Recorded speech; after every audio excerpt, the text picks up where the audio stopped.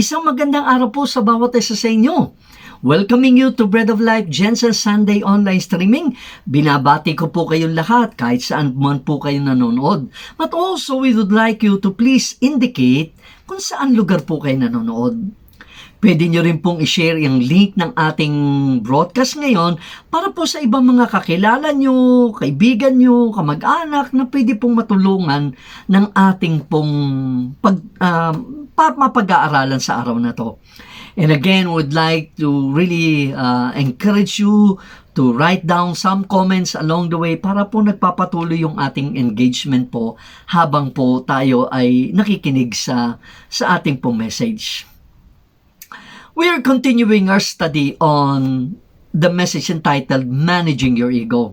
Ating po tinatalakay ito mula sa libro ni Ryan Holiday entitled Ego is the Enemy. Sa umpisa, ito pong theme na to, ang theme po niya for the past Sundays na ating tinatalakay ito is being humble in our aspirations. Sa ating paghahangad sa buhay, na makaangat sa buhay, kinakailangan po natin ng kababaan. No, which is actually naman ang buong tema talaga is really being humble. Part 1 po ng libro is aspire. And we looked at that 4 things already. 1, the temptation for talk to replace action. Minsan, sa ating aspiration, mas marami pa minsan yung salita kaysa gawa. Secondly, to be or to do. No? Ano bang hangarin mo sa buhay? Thirdly, never stop learning. Become a student, magpatuloy na being humble enough to learn. And fourthly, follow the canvas strategy, which means being helpful to people, being doing service to other people. Yun po ang ating so far na tinalakay. At ngayon po, pagpapatuloy po natin ang pag-aaral na ito. At sisimulan po natin sa isang video clip po. Ang title po nito is The Marshmallow Test. Ito pong Stanford experiment po na to is a study actually on delayed gratification. Ginawa ng 1972 pa, led by psychologist Walter Mischel, a professor at Stanford University. Dito po, makikita nyo, bibigyan ng choice ang mga bata between isang marshmallow at maghihintay for immediate reward or maghahantay siya ng pangalawang marshmallow kung maghahantay siya ng certain period. Let's watch the video.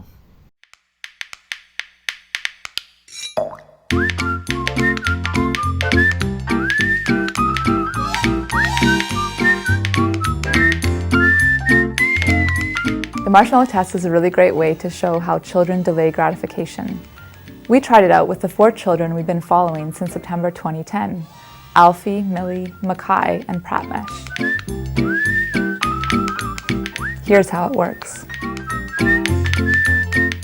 We had each child on their own sit at the table at a desk with a plate and 1 marshmallow.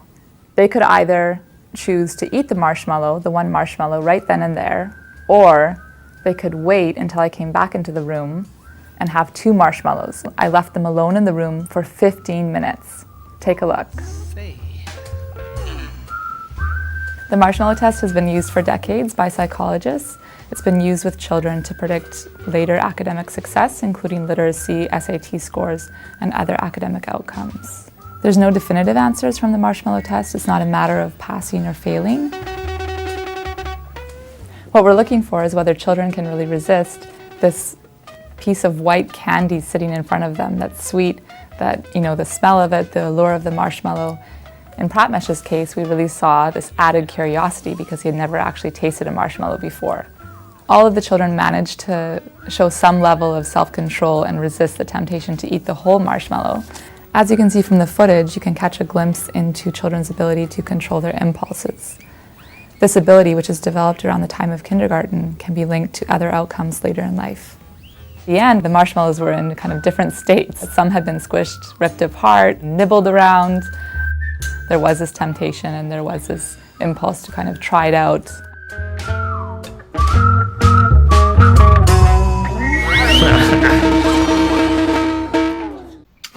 Grabe itong test na to, no, parang mahirap siguro sa mga bata, kahit tayo siguro, mga matatanda. Again, the main point is delayed gratification.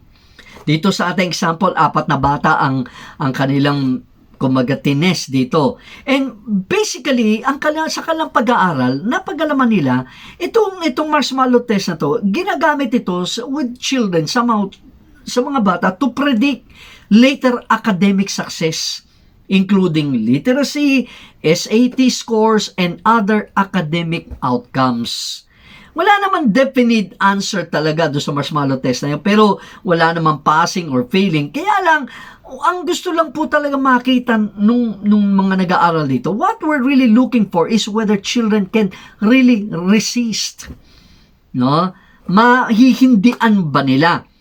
So, kaya lang, ang resulta lang more or less, no, you can have a glimpse into children's ability to control their impulses.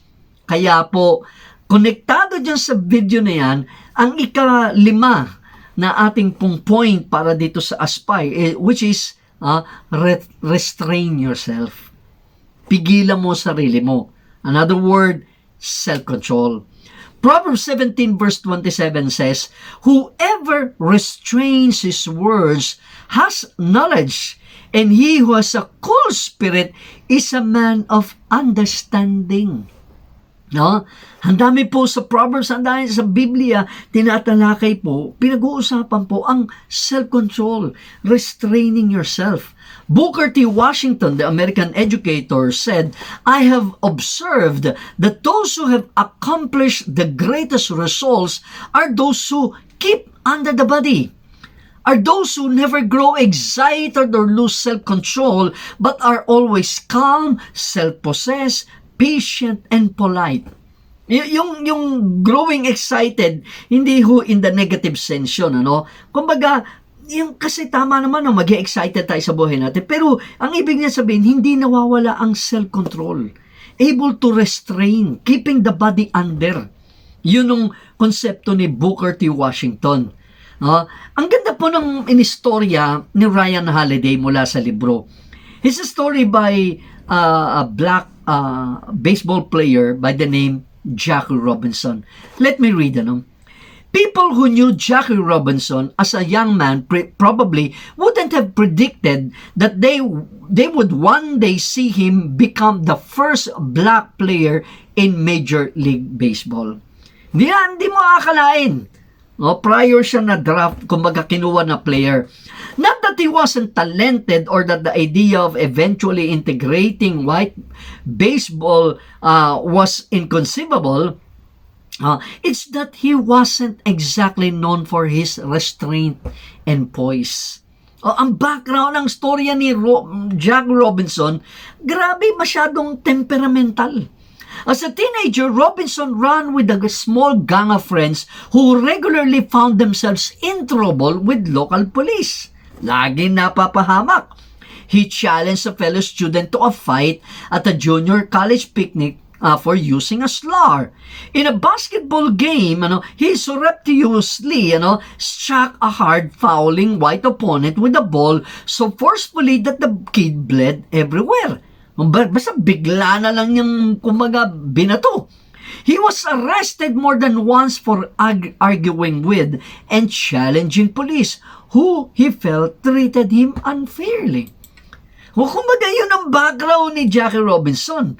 Continuing, before he started at UCLA, he spent the night in jail and had a gun drawn on him by an officer for nearly fighting a white man who insulted his friends. And in addition to rumors of inciting protests against racism, Jackie Robinson effectively ended his career as a military officer at Camp Hood in 1944 when a bus driver attempted to force him to sit in the back in spite of laws that forbade segregation on base buses.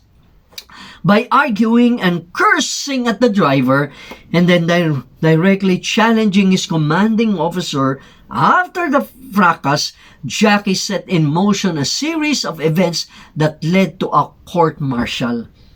Despite being acquitted, he was discharged shortly afterward. Grabe ang background niya.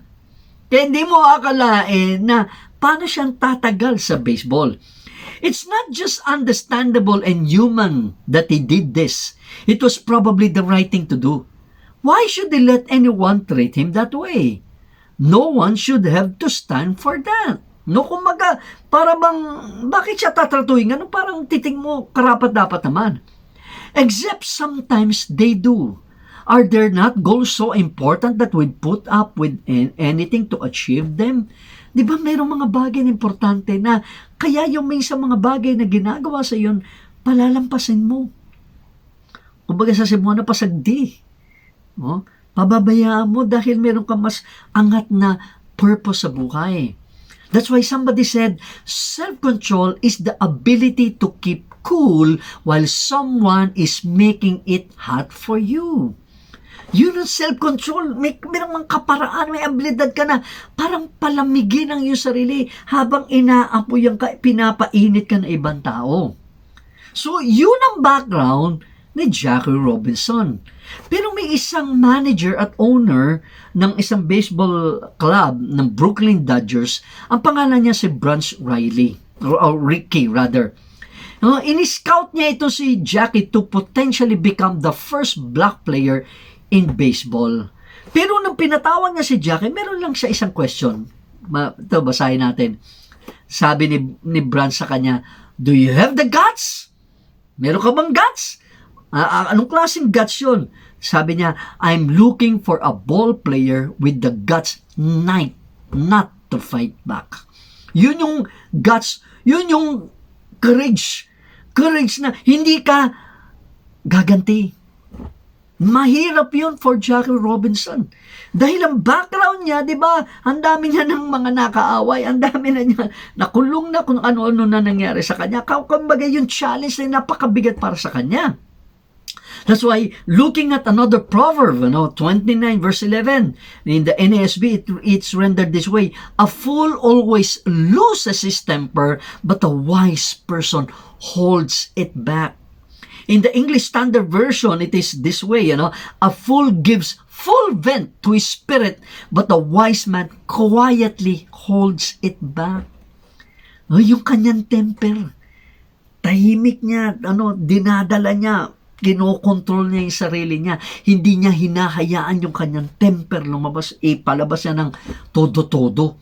Kasi kundi magiging mangmang siya, hindi siya maging wise. No? Grabe, no? Grabe yung challenge kay Jackie Robinson. In fact, in their famous meeting, Ricky play-acted the abuse that Robinson was likely to experience if he accepted Ricky's challenge. A hotel clerk refusing him a room, a rude waiter in a restaurant, an opponent shouting slurs. This, Robinson assured him he was ready to handle. Sabi nila, sige, kaya ka yan. There were plenty of players Ricky could have gone with, but he needed one who wouldn't let his ego block him from seeing the big picture.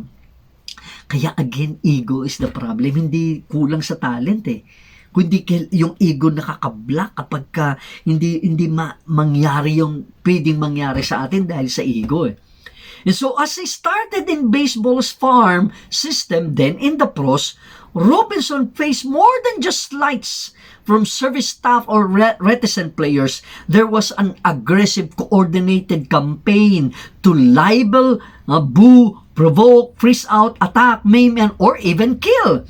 In his career, he was hit by more than 72 pitches. Talagang intentional pinatamaan siya. Nearly had his Achilles tendon taken out by players who aimed their spikes at him, and that says nothing of the calls he was cheated out of and the breaks of the game that didn't go his way. Hindi lang yung simple na sinabi ni Ricky na dadaanan niya, mas grabe ang dinaanan niya. Yet, ang ganda-ganda story, Jackie Robinson held to his unwritten pact with Ricky, never giving into explosive anger, however deserved. Pwede na sana siya magaling, kaya lang, kinontrol niya yung sarili niya, nirestrain niya yung sarili niya, nirestrain niya yung temper niya.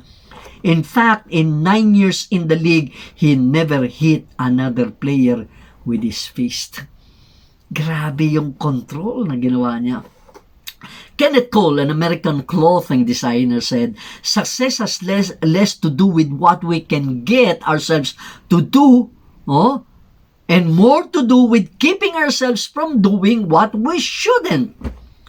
Ang success hindi yung gawin mo yung pwede mong gawin, kundi yung wini-withhold mo yung sarili mo na sa mga bagay na wag mong dapat gawin. Yun ang success. Withholding yourself, preventing yourself from doing what you shouldn't do. Sa situation ni Jackie Robinson, ang hindi niya dapat gawin ay mawala yung kanyang temper, kumbaga magalit siya, gumanti siya, di ba, mapaaway siya, mawawala yung purpose na yung the first black player na magiging, kumbaga, open na ito para sa iba. But he was successful. Why? Because he withhold the things, so many things in his life na hindi niya ginawa. Proverbs 16:32 also reads, "One who is slow to anger is better than the mighty, and one who rules his spirit than one who captures a city." Grabe, yung pagkakaroon ng self-control, mas mahigit pa kaysa magtagumpay ka sa isang syudad. Grabe yung slow to anger. Athletes seem spoiled and hot-headed to us today, sulat ni Ryan, but we have no concept of what the leagues were like then. In 1956, Ted Williams, one of the most revered and respected players in the history of the game, was once caught spitting at his fans. Paano ka naging respetadong tao na nadura ng fans? As a white player, he could not only get away with this, he later told reporters, "I'm not a bit sorry for what I did. I was right and I'd spit again at the same people who booed me today. Nobody's going to stop me from spitting." Ganong kayabang yung puti and the white can get away with it. But for a black player like Jackie, this sort of behavior would have been not only unthinkable but short-sighted beyond comprehension. Robinson had no such freedom. It would have ended not only his career but set back his grand experiment for a generation. Meron silang purpose Meron silang gustong maumpisahan na kapag ka nagtagumpay itong si Jackie, ma-open up para sa ibang mga black players ang Major League Baseball. Kaya kinakailangan panghawakan ni Jackie Robinson ang kanyang damdamin, ang silakbo ng kanyang puso. Otherwise, hindi ma-accomplish yung dream nila ni Ricky. Jackie's path called for him to put aside both his ego and in some respects his basic sense of fairness and rights as a human being. Hindi kagaya ng puti na yun, Ted Williams, supposed to be respected pa. Pero nandudura. Early in his career, the manager of the Philadelphia Phillies, Ben Chapman, was particularly brutal in his taunting during a game. Ang sabi ni Ben Chapman kay Jackie, "They're waiting for you in the jungle, black boy." Sigaw pa siya ng sigaw, "We don't want you here, nigger." Pinagsisigawan siya ni Ben Chapman. Pero something happened. After some time, not only did Jackie not respond, despite as he later wrote, wanting to grab one of those, kumbaga, tao na yun and smash his teeth in with his despised black fist. A month later, he agreed to take a friendly photo with Chapman to help him save the man's job. Grabe, Yung bang, imagine, kung ano-anong pinagsisigaw sa'yo, pero later, magpapapicture para masave lang siya. At nag-agree si Jackie Robinson doon. Again, another proverb. Fools show their annoyance at once, but the prudent overlook an insult. Grabe ang scripture. Grabe ang sinasabi ng scripture sa atin patungkol sa restraint, by self-control, overlooking an insult. The thought of posing with such a person, even 60 years removed, almost turns the stomach. Di ba? Parang hanggang ngayon, parang ano ba naman yan? But Robinson called it one of the most difficult things he ever did. But he was willing to because it was a part of a larger plan. Yun. Merong purpose eh. He understood that certain forces were trying to bait him, to ruin him, knowing what he wanted and needed to do. In baseball, it was clear what he would have to tolerate in order to do it. He shouldn't have had to, but he did. Kumbaga, hindi naman niya dapat kailangan gawin eh, pero ginawa niya, kinontrol niya yung sarili niya, in-overlook niya yung mga insultong ginagawa sa kanya, so on and so forth. That's why Ryan Holiday, look at this statement, our own path, whatever we aspire to, will in some ways be defined by the amount of nonsense we are willing to deal with. Kayo ba may mga ganyan sa inyong buhay? May mga naininsulto kayo pero tumahimik lang kayo, di kayo gumanti, di kayo nagsalita, tinanggap nyo lang yung mga bagay na yan. Write it down. Kaya, ang ganda ng storya nitong si Jackie Robinson eh. Continue mo yung pagsulat ni Ryan, our humiliations will pale in comparison to Robinson's, but it will still be hard. It will still be tough to keep our self-control. Grabe yung dinaanan niya. Maaring hindi ganyang kabigat ang ating dinadaanan, pero mahirap pa rin yan. Mahirap yung to swallow your ego, to swallow your pride, yung insulto na ginawa sa'yo na hindi ka gaganti. Mahirap yun eh. Pero yun ang katuruan din ng Bible eh. Katuruan ng scripture sa atin para makatagumpay talaga tayo sa buhay. That's why it doesn't matter how talented you are, how great your connections are, how much money you have. When you want to do something big and important and meaningful, you will be subjected to treatment ranging from indifference to outright sabotage. You can count on it. Pwedeng mangyari sa iyon. Kaya kung hindi control ng ego, kung hindi na-suppress ang ego, ang temper lalabas at masisira yung ating mga plano sa buhay. Not long ago, after a Hindu woman was converted by hearing the word of God, she suffered very much persecution from her husband. One day, a missionary asked itong Hindu woman na nakakilala sa Panginoon. Ang tanong sa kanya, when your husband is angry and persecutes you, what do you do? Ang ginagawa mo? Ang sagot ng babae, well sir, I cook his food better. When he complains, I sweep the floor cleaner. And when he speaks unkindly, I answer him mildly. I try, sir, to show him that when I became a Christian, I became a better wife and a better mother.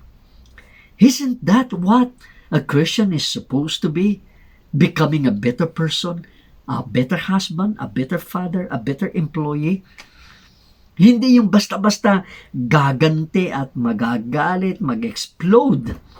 The consequences of this was that while the husband could withstand all the preaching of the missionary, he could not stand the practical preaching of his wife and gave his heart to God. Grabe, no? Hindi pinapakinggan ng missionary, pero hindi niya maikaila yung preaching ng pamumuhay ng kanyang asawa. Ryan Holiday again wrote, those who have subdued their ego understand that it doesn't degrade you. When others treat you poorly, it degrades them. Grabe kung ganyan ang pananaw lang natin sa ating buhay. Hindi ikaw ang pinabababa. Sila ng mga nangiinsulto sa iyo, sila ng mga supposed to be nagde-degrade sa iyo. Actually, dinidegrade nila yung sarili nila eh. Ryan Holiday continued, up ahead there will be slights, dismissals, one-sided compromises. You'll get yelled at. You'll have to work behind the scenes to salvage what should have been easy. All this will make you angry. This will make you want to fight back. This will make you want to say, I am better than this. I deserve more. Diba? Merong pagkakataon na dahil sa kung ano pinagagawa sa isipin mo, hindi naman ako dapat deserving ng ganitong kalokohan ginagawa niyo sa akin eh. But he continued, instead, you must do nothing. Take it, eat it until you're sick, endure it, quietly brush it off, and work harder. Play the game, ignore the no's. For the love of God, do not let it distract you. Halahanin mo yung iyong connection sa Diyos. Yun naman ang importante, yun ang mahalaga, yun ang koneksyon eh. Kapag ka hindi mo ialalahanin yung koneksyon mo sa Panginoon, talagang madidistra ka, matatangay ka ng mga pinagagawa sa iyo. But because you cannot help it, people will just do that even though, no, maski sabihin mo silang wag gawin sa pwede nilang gawin eh. So ano ang idea dito? Restraint is a difficult skill but a critical one. You will often be tempted, you will probably even be overcome. No one is perfect with it, but try we must. Kinakailangan natin tuloy, kailangan natin gawin, kinakailangan natin kontrolin sarili natin. Minsan maaring talagang, kumbaga dahil human as we are, maaring puputok na talaga tayo rin. Pero with the help of God, we can control. Thucydides, a Athenian historian, wrote, self-control is the chief element in self-respect, and respect of self, in turn, is the chief element in courage. Para bang hindi mo mapag-iwalay ang self-control with courage eh. Kaya ka nakakakontrol ng sarili mo dahil okay ka, may tapang ka. Yun ang totoong tapang. Hindi yung mga matatapang na madali magalit, diba? Nananakot, no? Hindi, ang totoong tapang, you were able to control yourself. Yun ang totoo. It is a timeless fact of life that the up and coming must endure the abuses of the entrenched. No, yung mga paangat, talaga kumbaga ibubuli ka eh. Robinson was 28 when he started with the Dodgers and he had already paid plenty of dues in life as both a black man and a soldier. Still, he was forced to do it again. It's a sad fact of life that new talents are regularly missed and even when recognized, often unappreciated. The reasons always vary, but it is a part of the journey. Kaya lang kasi you're not able to change the system until after you have made it eh. Hindi mo mabago kaagad-agad ang sistema eh. Nung kumbaga titiisin mo muna, kapag ka meron ka ng pruweba, doon pwede ka na makasalita. Aristotle, the Greek philosopher said, I count him braver who overcomes his desires than him who conquers his enemies. For the hardest victory is over self. Pinakamahirap kontrolin, kumbaga overcome ang ating sarili talaga eh. The great maestro Toscanini was as well known for his ferocious temper as for his outstanding musicianship. When members of his orchestra played badly, he would pick up anything in sight and hurl it to the floor. Tatapon niya sa galit. And during one of his rehearsals, a flat note caused the genius to grab his gold, valuable watch. At inismash niya beyond repair. Nasira. And maski naman ganun siya, yung kanyang mga devoted musicians, after that, niregaluhan siya ng velvet-lined box containing 2 watches. One, a beautiful gold timepiece. The other, a cheap one on which was inscribed for rehearsals only. Kumbaga, ang ng mga niya, for rehearsal mo lang rehearsals lang ito. Kasi, yan, pagka nagalit ka sa rehearsals, babato mo eh. Kasi sa actual performance, hindi mo magagawa dahil marami nanonood eh. Siyempre, mga musicians niya kaya niyang gawin yon. Again, Proverbs 16:32, we will look at this again. One who is slow to anger is better than the mighty, and one who rules the spirit than the one who captures a city. Masigit pa kaysa doon sa mga nakaka-conquer ng city. And so what happened to Robinson? As Robinson succeeded after he had proved himself as the Rookie of the Year and as an MVP, and as his spot on the Dodgers was certain, he began to more clearly assert himself and his boundaries as a player and as a man. Having carved out a space, he felt that he could argue with umpires, he could throw his shoulder if he needed to make a player back off or to send a message. No? Kaya minsan medyo umaalma na siya dahil may napatunayan na siya eh. No matter how confident and famous Robinson became, ito naman ang maganda sa kanya. He never spit on fans. He never did anything that undermined his legacy. A class act from opening day until the end, Jackie Robinson was not without passion. He had a temper and frustrations like all of us do, but he learned early that the tightrope he walked would tolerate only restraint and had no forgiveness for ego. Alam niya, nilalakbayan niya, nilalakaran niya eh. Mahirap pa siya din nilalakbayan niya, kaya hindi pwedeng pabayaan niya ang ego to get it on its way. James 1 verses 19 and 20 reads, "Know this, my beloved brothers, let everyone be quick to hear, slow to speak, slow to anger." Hindi lang sa Old Testament, kumbaga sa Proverbs na makikita yung mga restraint and self-control. Ito, pati sa New Testament talaga, maraming scriptures on that. For the anger of man does not produce the righteousness of God. Plautus, the Roman playwright, says, "The man who masters his own soul will forever be called conqueror of conquerors." Galing. Ang galing ng konsepto na talagang ikaw yung conqueror ng mga conquerors kasi na-conquer mo yung sarili mo eh. Napakahalaga ito eh. If you aspire to do great things, if you aspire for something great in your life, we need restraint. We need self-control. We need not lose our temper and be quick to anger. Kanina pinanood natin ang marshmallow test. Merong isang world-renowned physicist, si Michio Kaku. He kumbaga, in-explain niya, ano yung konsepto ba to ng test? Ano ba ang gamit nito, in a sense, itong marshmallow test? Let's watch this video while he was being interviewed by Tom Bilyeu.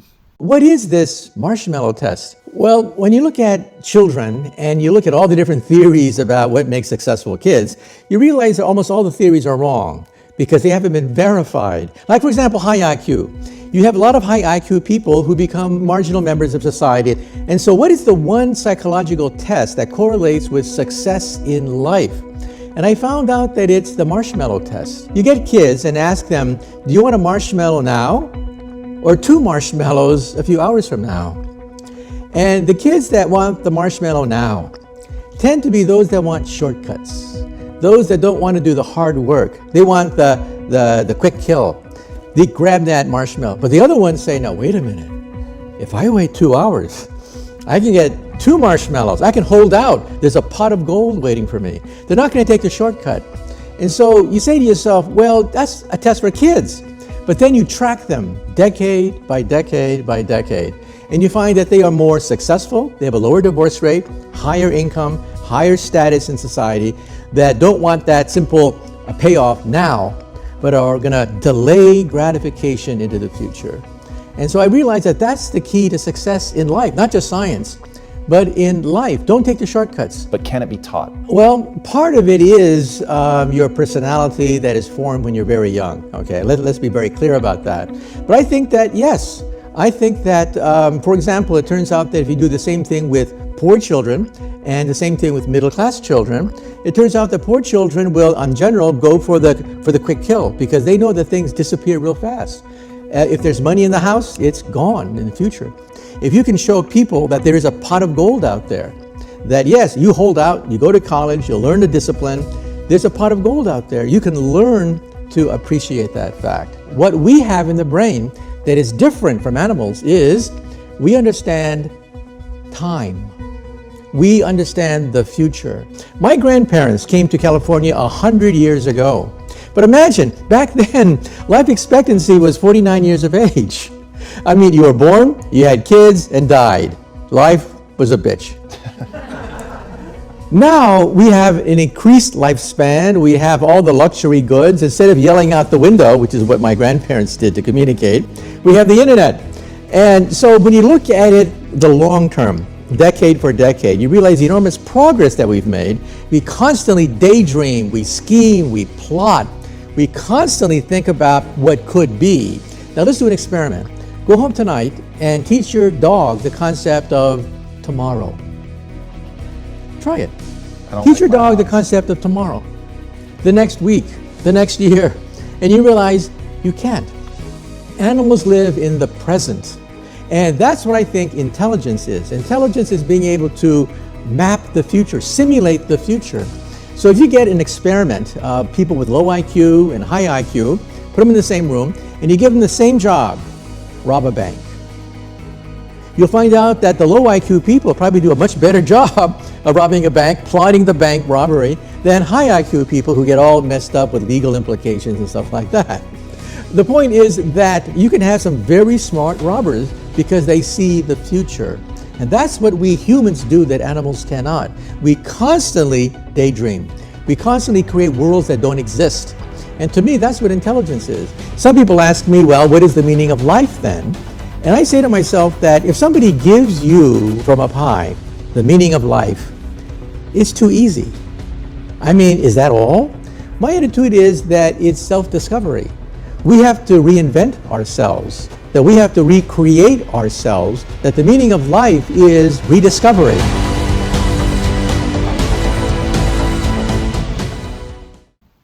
Galing. Anong understanding ni Michio Kaku? No, kumbaga yung sa test na yon, ang effect no, the kids that want the marshmallow now tend to be those that want shortcuts. Those that don't want to do the hard work, they want the quick kill, they grab that marshmallow. Ay, ayaw ng matagalan, ayaw ng gusto sobrang mabilisan. No? Kaya doon mo makikita ang possibility na kalalabasan ng mga bata. Kaya sabi niya, but when you track them down, pagka talagang inano mo yung mga bata na na-test, nung so many years ago, decade by decade, and you find that they are more successful, they have a lower divorce rate, higher income, higher status in society, that don't want that simple payoff, but are gonna delay gratification into the future. Kaya, yun yung mas mga aangat, yung marshmallow test, ang effect niyan sa kanilang mga buhay, they will not take the shortcuts And dahil doon, makakapaangat sa kanilang buhay. No, you may not completely agree with everything that these physicists would say, but yung concept na yun ng marshmallow test, napakaganda No? Yung delayed gratification Kapag ayaw mong i-delay yung gratification, gusto mo mabilis yan, shortcut. Kaya, pag shortcut ka, mas madaling makasira. Let's look at the sixth. Ang tawag ni Ryan dito sa portion na to, work. But I want to call it not about brilliance, but continual effort. May portion din naman yun. Sabi ni Peter Drucker, the Austrian Board American Management Consultant, sabi niya, plans are only good intentions unless they immediately degenerate into hard work. Bali wala ang plano kung hindi ito magresulta ng isang hard work. Kahit ano man idea natin. Kaya it's not about brilliance No? The French painter, Edgar Degas, ang pagka-pronounce dun sa kanyang pangalan parang Edgar Degas, but Edgar Degas. Though best known for his beautiful impressionist paintings of dancers, toyed briefly with poetry. Gusto sana niya magsulat. Naisip niya, poetry. As a brilliant and creative mind, the potential for great poems were all there. He could see beauty. He could find inspiration. Yet there are no great, Degas poems. There is one famous conversation that might explain why. One day, Degas complained to his friend, the poet Stephanie Mallarmé, about his trouble writing.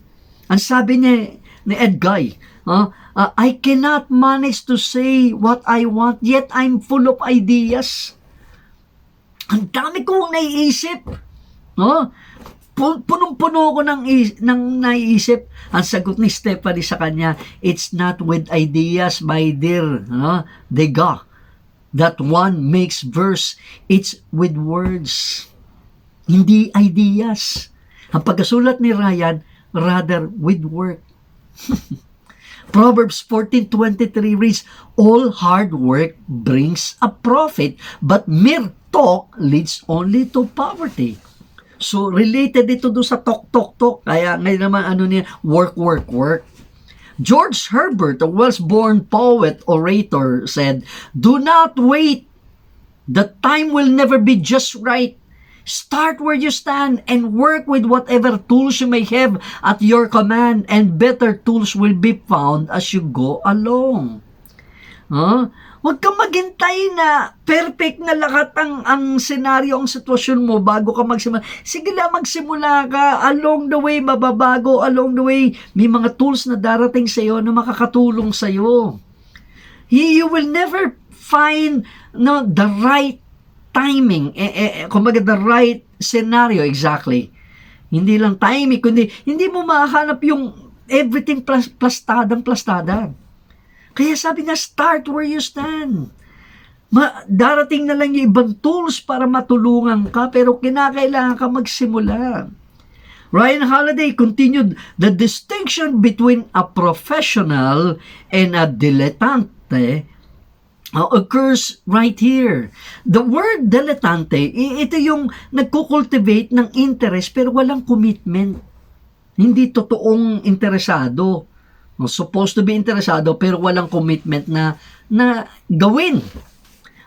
When you accept that having an idea is not enough, that you must work until you are able to recreate your experience effectively in words on the page.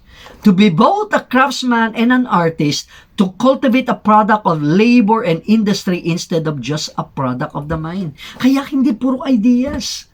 Maganda rin pagkasabi ni Henry Ford, you cannot build a reputation on what you're going to do.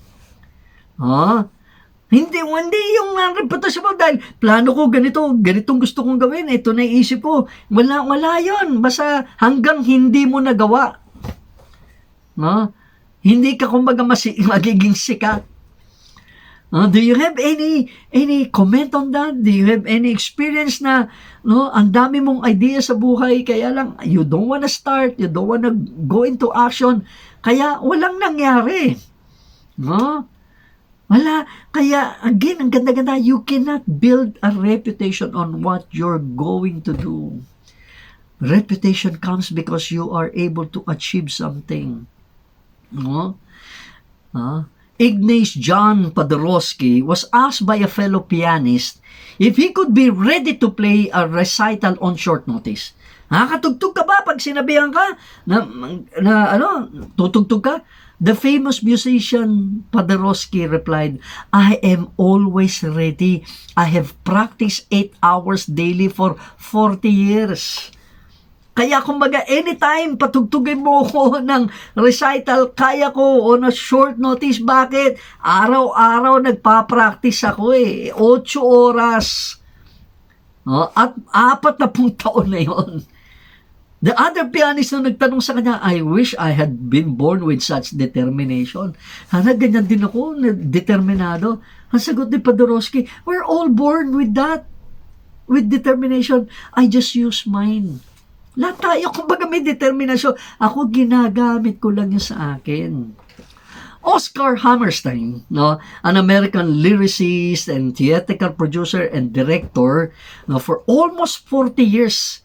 He won 8 Tony Awards and 2 Academy Awards for Best Original Song. Bakit ko binabanggit ng more or less yung kanyang, kumbaga, kapasidad o accomplishment? Kasi ito sabi niya, the difference between an amateur and a professional is this: an amateur hopes, a professional works. Hindi ka, sana, iniisip ko ganito, I'm full of ideas. Yung amateur yun. Ang professional, ginagawa niya. That's why looking again at Proverbs 22 verse 29, no, in the Holman, no, Christian Study Bible, it reads, do you see a man skilled in his work? He will stand in the presence of kings. He will stand in the presence of unknown men. Kaya yung sinasabi ni Henry Ford, yung reputation, hindi dahil plano mo lang gawin, kundi dahil may ginawa ka. Haharap ka sa mga hari. Dahil skillful ka sa iyong pagtatrabaho. Dahil inaayos mo. Nina Holton, an American artist and a sculptor, says, that germ of an idea does not make a sculpture which stands up. It just sits there. So the next stage, of course, is the hard work. Kahit anong ganda ng idea mo, yung bato, tatayo lang, mananatiling bato. Pero yung idea mo, simulan mong gawin and work hard at it, then it becomes a sculpture. Kaya, yun ang idea sa buhay, hindi puro salita nga eh. Sabi ni Ryan, sure you get it. You know that all things require work. And that work might be quite difficult, but do you understand? Do you have any idea just how much work there is going to be? Not work until you get your big break. Not work until you make a name for yourself. But work, work, work forever and ever. Hindi lang dahil you make a name for yourself eh. Kundi talagang trabaho ka ng trabaho. Gagawin at gagawin mo. Malcolm Caldwell from the book Outliers shared in that book na kinakailangan mo ng 10,000 hours of practice. Ang pagkasulat ni Ryan, is it 10,000 hours or 20,000 hours to mastery? The answer is that it doesn't matter. Okay, Malcolm Gladwell, 10,000 hours para maging ma-master mo isang bagay. Pero whether 10 or 20,000, it doesn't matter. There is no end zone. To think of a number is to live in a conditional future. We're simply talking about a lot of hours that to get where we want to go isn't about brilliance, but continual effort. Kaya yun, diyan ko kinuha na, ito yun, gusto ko entitle, hindi ito brilliance, hindi ito talent kundi effort. It means it's all within reach for all of us, provided we have the constitution and humbleness to be patient and the fortitude to put in the work. Kailangan itrabahuhin mo Our ego wants the ideas and the facts that we aspire to do something about them to be enough. Pero pagka trabaho na, ayaw na ng ego yun. Okay lang sa ego, sige mag-attend ka ng conferences pero hindi mo masimulan. Ito pagkasulat ni Ryan Holiday, where we decide to put our energy decides what we will ultimately accomplish. Sa mo binubuhos ang iyong kalakasan, dahil tinatrabaho mo, talaga makaka-accomplish ka. Maganda itong konsepto with Usain Bolt. Look at this poster. What is investment? Tanong. Usain Bolt has won 9 gold medals in last 3 Olympics and he has run less than 2 minutes on the track. Ano ibig sabihin? That's economy of effort. Grabe, konting panahon lang tinakbo niya. Pero kumbaga, 9 na gold medals na siya. Usain Bolt ran for less than 115 seconds in total in his 3 Olympics and made $119 million. That's more than 1 million for each second he ran. But for those 2 minutes, he trained for 20 plus years. That's investment. Oo. Grabe yung pagod at hirap na ininvest niya. Hindi yung grabe, ilang saglit na segundo lang siyang tumakbo, milyon-milyon ang kinita niya. Hindi. No? Yung actual na takbuhan niya. Pero yung preparation yun, yung araw-araw na practice, na ilang oras, nakabilad, nagpa-practice, nagtsatsaga, papakahirap, sakit ng katawan, titiisin. Grabe yung hard work na inano niya. Kumbaga, binuhos niya para magkaroon siya 9 Olympic gold medals. Hindi madali yon. Ininvestan niya yon. Ni Usain Bolt, kaya ganun kalaki ang kanyang kita, ang pera niya. Proverbs 21, verses 25 and 26, the craving of a sluggard will be the death of him because his hands refuse to work. All day long, he craves for more, but the righteous give without sparing.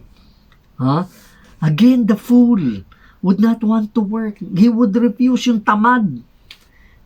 Nagdi-desire lang siya. Gusto ko sana ganito, iniisip niya, maganda, marami ideas, pero he refused to work. Kaya wala. Tamad Nagpo-procrastinate Kaya lang yung righteous, nagbibigay. Hindi niya ini-spare, tinotodo niya sa pagtatrabaho. As a young man, Bill Clinton began a collection of note cards upon which he would write names and phone numbers of friends and acquaintances who might be of service when he eventually entered politics. Sabi mo na meron siyang ulterior motive, pero hard work pa rin. Each night before he ever had a reason to, he would flip through the box, make phone calls, write letters, or add notations about their interactions. Over the years, this collection grew to 10,000 cards before it was eventually digitized. It's what put him in the Oval Office and continues to return dividends. That's why Malcolm Gladwell would say 10,000 hours to master something. I-google ka ng sobrang daming panahon at hirap at practice and everything para makatagumpay ka talaga sa buhay As a young basketball player, Bill Bradley would remind himself, itong sinasabi niya, look at this statement, when you're not practicing, someone somewhere is. And when the two of you meet, assumingly roughly equal ability, the other person will win. Hindi naman dahil sa talent kundi kagaya nila Michael Jordan, grabe, nauuna sa practice bago pa yung mga ka-teammates at huli uuwi. Ganon din si Kobe Bryant. Ganon din si LeBron James. Kaya sila ganyan. Kaya sila sobrang gagaling, hindi lang dahil sa skill at talent nila, kundi they develop the skill. Ryan Holiday continued, you can lie to yourself saying that you put in the time or pretend that you're working, but eventually someone will show up, you'll be tested, and quite possibly found out. Lalabas ang totoo. Sabi mo, hindi, nagpa-practice naman ako. Hindi, tingnan nga natin resulta. Kaya nga, di ba, yung dati, famous si Larry Bird dun sa 500 shots a day. Ngayon, hindi na. Yung iba, thousands of shots a day na ginagawa ng mga NBA players. Kaya si Bradley, naging All-American, naging scholar, 2-time NBA champion with the New York Knicks, and became a U.S. Senator. Maganda itong poster na to ni Muhammad Ali. Look at what he said. I hated every minute of training, but I said, don't quit, suffer now, and live the rest of your life as a champion. That's why he's Muhammad Ali. He is probably one of the greatest, kaya no, talagang kumbaga sabihin na natin top 5 probably no all-time boxing legends and great uh, talagang mga boksingero na kagaya niya. Dahil pagka pinag-aralan mo pala siya, ganun din. Unorthodox yung kanyang style. Talagang pinabayaan lang siya yung kanyang trainer, no? Talagang nagpunta doon sa gym para magpa-train.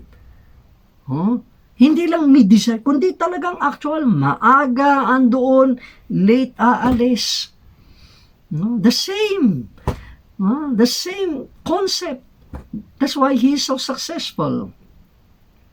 Allow me to show to you a video clip by Will Smith on work ethic. Ano ang work ethic nitong si Will Smith? Let's watch. The question I'm really getting to is whether or not there is something special and unique about you that everybody can emulate.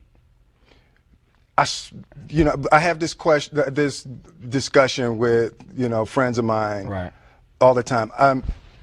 The only thing that I can see, and you can never really look at yourself, the only thing that I see that is distinctly different about me is I'm not afraid to die on a treadmill. Right? I will run. You would not be outworked. I will not be outworked. Right. Period. Yeah. You might have more talent than me. You might be smarter than me. You might be sexier than me. You might be all of those things. You got it on me in 9 categories. But if we get on the treadmill together, right, there's 2 things. You're getting off first, or I'm going to die. It's really that simple, right? So let's go back to the question about what if people block me out. It's going to be 2 options. Yeah. I'm going to get back in, or I'm going to be dead. Yeah. Right? It's like you're not going to outwork me. It's such a simple, basic concept. It's the guy who is willing to hustle the most is going to be the guy that just gets that loose ball. He got 2. God, he hustled, he grabbed that one. That was going to be out of bounds, but he saved it back in. It's like the commodity that I see the majority of people who aren't getting the places they want or aren't achieving the things that they want in this business is strictly based on hustle. It's strictly based on being outworked. It's strictly based on missing crucial opportunities. I say all the time, if you stay ready, you ain't got to get ready. I'm with you. Grabe rin si Will Smith, If I have to phrase, kumbaga, meron siya, sa other video, meron siya sinabi na ganito na wala sa video natin. I have never really viewed myself as particularly talented. Where I excel is ridiculous, sickening work ethic. While other guys are sleeping, I'm working. While other guys are eating, I am working. Grabe yung work ethic niya. The only thing that I see that is distinctly different about me is I am not afraid to die on a treadmill. Grabe yung konsepto. Sabi niya, you will never outwork me.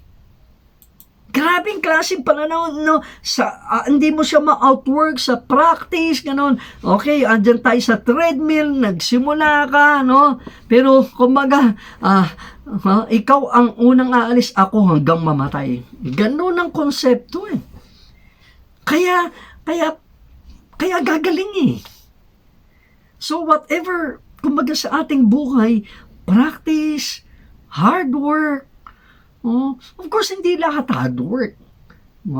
Siyempre, hindi lahat talent. Maraming factors yan. Pero ang hard work, napakalaking bagay sa tagumpay ng tao. Sa iyong aspirations, sa iyong buhay, malaki ang bahagi ng hard work. Kaya sabi ni Will Smith, it is the guy who is willing to hustle. Kumbaga sa basketball, talagang tatalunin niya yung bola. Kumbaga, talagang, talagang he will really try to get the ball. No, si Dennis Rodman, kahit ganoon mga kabad boy yan, pag pinanood mo siya, mga panoorin nyo yung mga clips ng kanyang laro, grabe, very intense. Talagang hahabulin ng bola. Talagang, di ba, madadapa siya, babaksak siya, hahabulin niya yung bola. That's why, no, legend din siya. Kaya sabi ni Will Smith, if you stay ready, you ain't gotta get ready. Paghanda ka, kaya sinasabi ni John Podorowski, because I practice 8 hours a day for 40 years, kaya anytime, kumbaga sabi mo, recital, anytime kaya. Kaya, finally, Ryan Holiday said, so we must have it, because there is no triumph without toil. Wouldn't it be great if work was as simple as opening a vein and letting the genius pour out? Or if you could walk into that meeting and spit brilliance off the top of your head? You walk up to the canvas, hurl your paint at it, and modern art emerges, right? Nga ba? Fantasy yun, pero hindi yun ang totoo. Kasinungalingan yun. Colin Powell, the U.S. general and statesman, says, a dream doesn't become reality through magic. It takes sweat, determination, and hard work. Hindi masamang managinip, hindi masamang mag-hope, hindi masamang mag-aspire, pero kinakailangan ng hard work. Proverbs 12 verse 11, whoever works his land will have plenty of bread, but he who follows worthless pursuits lacks sense. No, kaya, whether pagtatrabaho, sa pag-angat sa buhay, hard work din eh. So every time you sit down to work, remind yourself, I am delaying gratification by doing this. I am passing the marshmallow test. I am earning what my ambition burns for. I am making an investment in myself instead of in my ego. No? Kaya you've got to get back to the task at hand, practicing, working, improving.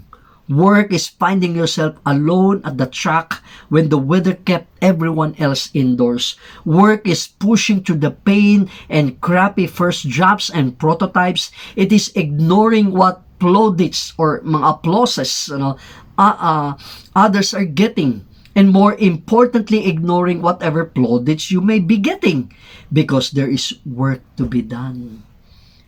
Hard work, work, work, work. Peter Vidmar, an American gymnast and medalist, Olympic medalist, no? 3 Olympic medals siya. 2 gold, 1 silver. Peter is one of the only 3 athletes inducted into the U.S. Olympic Hall of Fame twice. First as an individual and then as a member of the historic 1984 U.S. gymnastics team. He also was the highest scoring American gymnast in Olympic history. Again, why do I have to mention those things about him? Bakit ko kailangan mention si Peter Vidmar, yung mga kanyang accomplishments? Ang ganda kasi nasabi niya. Everyone works hard when they want to, when they get quick results, when it's convenient to put forth effort. Di ba? Pagka-convenient, pagka may resulta, ang dali ng hard work eh. Or working hard, so easy kasi, kita mo na kaagad eh. But the best work hard when they don't want to. When it's inconvenient to give it that little extra effort. And that extra effort might be just what they need to place them on top. Everyone would work hard kapag madali ang resulta. Pero yung iba, talagang best sila kasi they would work hard kahit there would be inconveniences. They would take the extra effort. Kaya sila ang umaangat. Diba? Have you experienced that in your life? Na talagang it's not about intelligence. It's about working hard. Kaya ka nakatap. No? Hindi dahil naturally gifted ka eh. But because you work hard for it, you really sacrifice for it, You invested in it. You pour out your all into it. Kaya nga, sinasabi, whatever you do, work, give your all to it as if giving it to God, working for the Lord. Yun eh. Kaya kung isa ka mananampalataya, edi how much more na dapat na tumutudo tayo dahil sa Panginoon yun eh. Dahil we're working for God, not for men. Kung ang mga tao ordinarily hindi kumikilala sa Diyos, they would give themselves completely to it. How much more supposed Christians would be giving their all for God and to God and to whatever God would want them to do and accomplish. Minsan, di ba, ang ating gawa parang pwede na yan sa Panginoon, basta-basta lang. To end, I'd like to share the last video of Master Penman Jake Weidman. No? Kumbaga, ito po yung grabe ang galing ng handwriting po niya. No, let us just watch the video and I'll give some comments later.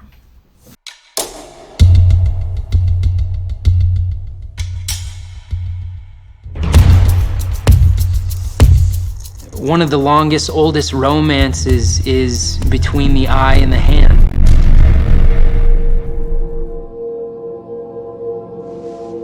When I was really young, I had this conviction, if I was going to be an artist, then everything that came from my hand had to be beautiful. Jake's unique. His skill is amongst the highest of any living penman I know of today. I took it upon myself to really work obsessively on my handwriting. Everybody else in school had their laptops out and they were all typing away, and I had a pen and a pad of paper. Jake was so artistic from early on. He would be the last one to go out to recess because he took so long in writing his sentences, and he was just so very detailed. During the golden age of penmanship, basically from about the Civil War on, penmanship skills were your ticket to success in business. Many people would go to penmanship schools. The typical way that they graduated was creating their own certificate. If it was of the highest quality, they were given the title Master Penman.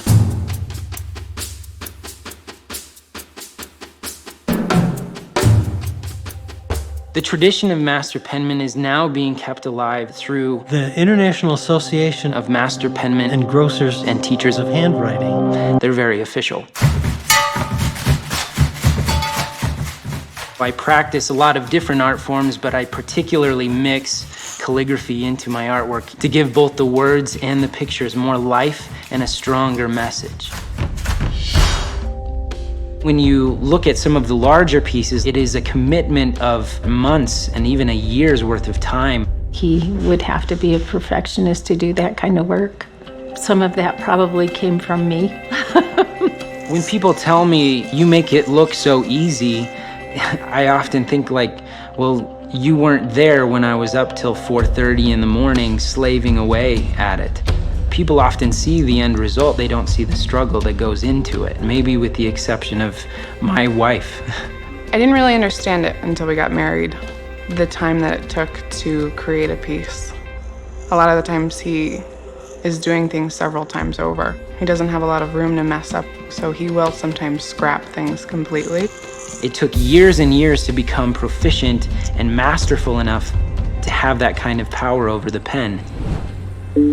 I believe that you should bloom where you are planted. You know, one of the old masters used to say you should study as much as you practice. Looking around, there's always such beauty to study from. The beauty that is really Colorado. I love Colorado and it really guides my hand. He's in the footsteps of some very significant people in American history. Platt Roger Spencer, who was the creator of American penmanship, took his inspiration from nature. I'm a fifth generation student of Platt Roger Spencer. Jake is the next generation. We are carrying this baton from one generation to the next.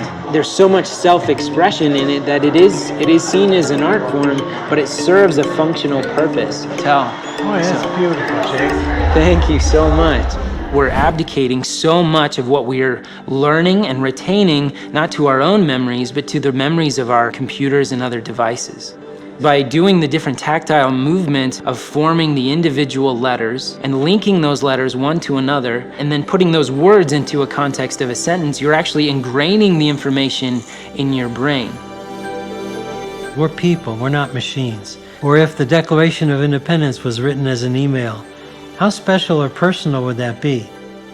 If you don't teach your child handwriting, the thoughts that they develop when they wish to communicate through a computer will vanish as soon as they have touched the keyboard. There's a lot of young penmen coming up, and that's what I hope to inspire, to get more people involved in this and to fall in love with writing by hand.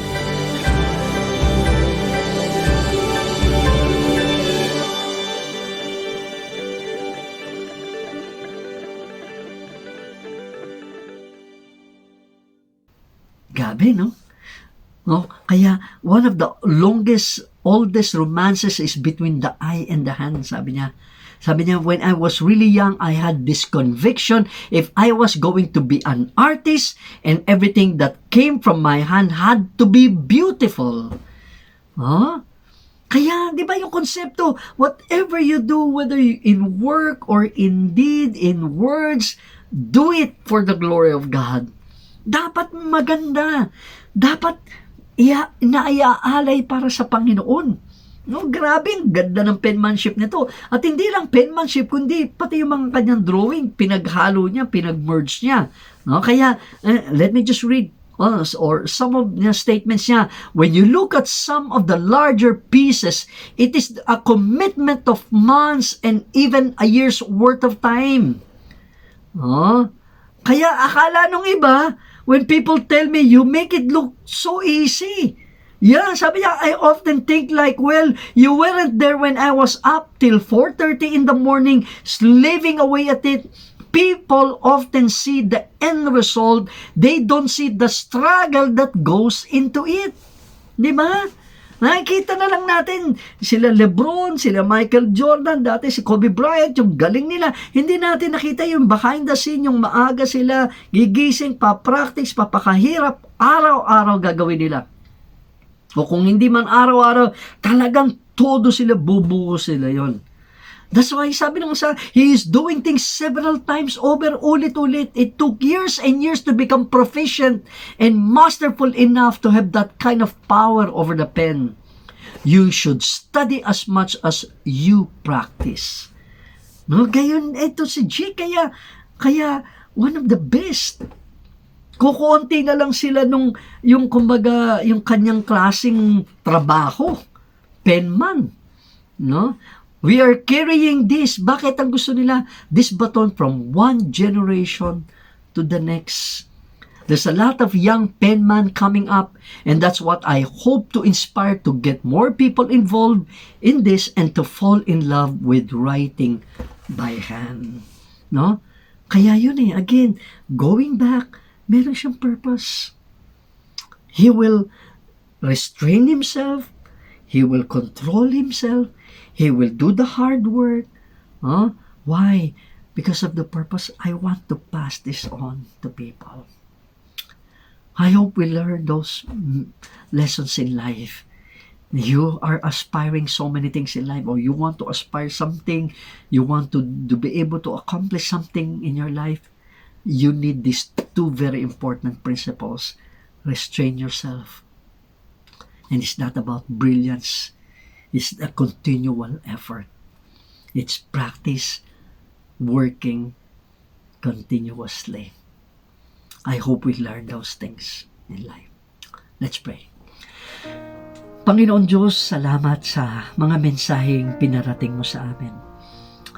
Maraming ang mga bagay, O Lord God, minsan naghahadlang sa amin sa mga aspirations namin sa aming buhay. Lord God, minsan kami ay gumigive up. Minsan, Lord God, hindi namin mapigilan ang aming sarili. Minsan, natatamad kami. Minsan, nag-procrastinate kami. Minsan, O Lord God, ayaw namin gawin. Ayaw namin simulan. Marami mga bagay, O Lord God, na pipigil para, O Lord God, na ma-accomplish namin yung mga dinesire namin na pwede namin magawa. Salamat sa katotohanan ng mga prinsipyo na ito sa aming buhay, O Lord God, that we can restrain ourselves, we control ourselves, O Lord God, upang, O Lord God, ma-accomplish, O Lord God, ang nararapat para sa aming buhay. And at the same time, to work hard at something, O Lord God, that we aspire to accomplish in life. Lord God, but we cannot do it on our own. Our flesh, O Lord God, may fail. But salamat, Lord, your Spirit can help us overcome, O Lord God, this temper, this ego, can overcome procrastination, can overcome, O Lord God, wasting time, O Lord God. Salamat, Panginoon, O Lord God, na sa pamagitan ng mga prinsipyong ito, O Lord God, makakatagumpay, kakaranas kami ng mga tagumpay sa aming buhay. At salamat, Panginoon, O Lord God, sa mga messages, sa mga lessons na ito, O Lord God. Panginoon, nandiyan ka na magpapatuloy na gagabay sa amin. At Lord God, ibabalik lang namin sa iyo ang kapurihan. Ibabalik lang namin sa iyo whatever, Lord God, na ma-accomplish namin sa aming buhay. Whatever, Lord God, na magganap sa aming buhay, ibabalik lang namin sa iyo ang papuri at pasalamat. Muli, O Lord God, nagagala kami sa pagkakataon na ito na maluwalhati ka, O Lord God, sa panahon na ito. Muli, O Lord God, kami nagbibigay ng aming ikapo, ng aming offerings. O Lord God, may aalay ito sa iyo, O Lord God, para magamit sa muling pagkaharian mo po ma-extend.